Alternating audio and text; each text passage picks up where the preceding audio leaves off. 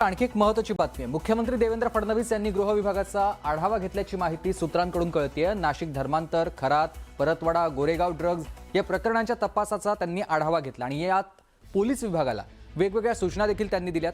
Police महासंचालक, गृह अतिरिक्त प्रमुख सचिव होते, त्याचबरोबर एसआयटीचे प्रमुख देखील होते आणि वरिष्ठ पोलीस अधिकारी देखील या बैठकीला उपस्थित होते अशी माहिती सध्या समोर आलेली आहे। मुख्यमंत्री देवेंद्र फडणवीस यांनी सर्व प्रकरणांचा आज आढावा घेतलेला आहे।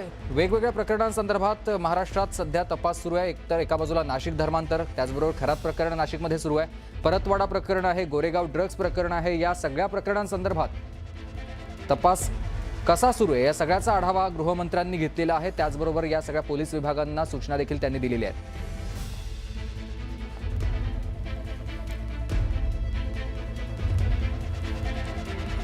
दरम्यान या सगळ्या संदर्भात माझे सहकारी आपल्याला तुषार रुत्नवर माहिती देणार आहेत। आपण थेट त्यांच्याकडे जाणार आहोत। तुषार, आज मुख्यमंत्र्यांनी सगळ्या पोलीस विभागातल्या वेगवेगळ्या अधिकाऱ्यांसोबत बैठक घेऊन आढावा घेतलेला आहे। काय नेमक्या सूचना केलेल्या आहेत पोलिसांना?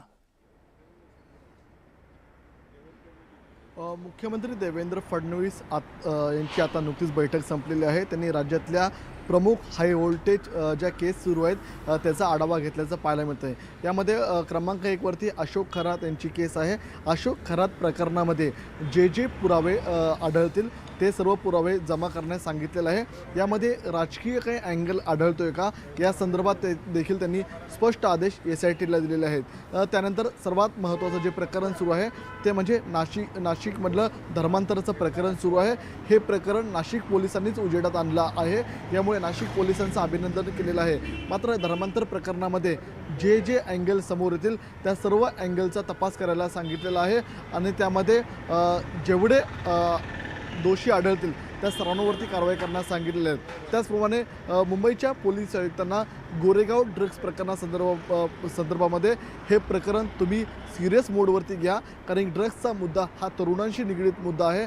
यामध्ये आणखी काही ड्रग्जचा अँगल सापडतोय का, आणखी काही ड्रग्ज पेडलर सापडतात का आणि यामागचा खरा सूत्रधार कोण आहे या संदर्भात देखील चौकशी करण्यास सांगितलेलं आहे। कारण की गोरेगावची जी पार्टी झाली त्या पार्टीला ड्रग्ज पार्टी म्हणून आता बोललं जातं आहे, तर ती नेमकी ड्रग्ज पार्टी होती का, त्यामध्ये किती जणांचा समावेश होता या संदर्भात देखील आपल्याला पोलीस तपास करताना पाहायला मिळणार आहेत।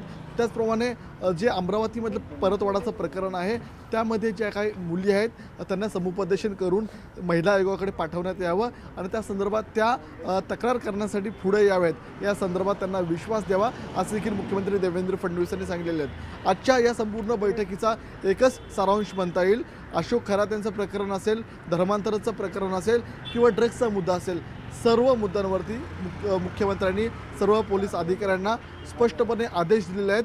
ही सर्व प्रकरणं कोर्टामध्ये किती ताकदीने उभी राहतील आणि जे आरोपी आहेत त्या आरोपींना कठोर कशी शिक्षा करता येईल या संदर्भामध्ये आदेश दिल्याचं पाहायला मिळतं आहे। आणि आता पोलीस अधिकारी नाशिकचं प्रकरण असेल, अशोक खरात प्रकरण असेल, परतवाडा प्रकरण असेल किंवा गोरेगाव प्रकरण असेल या संदर्भातला अहवाल पुन्हा एकदा आपल्याला 15 दिवसांनी मुख्यमंत्र्यांसोबत सादर करताना पाहायला मिळतील, ब्रीफिंग देताना पाहायला मिळतील।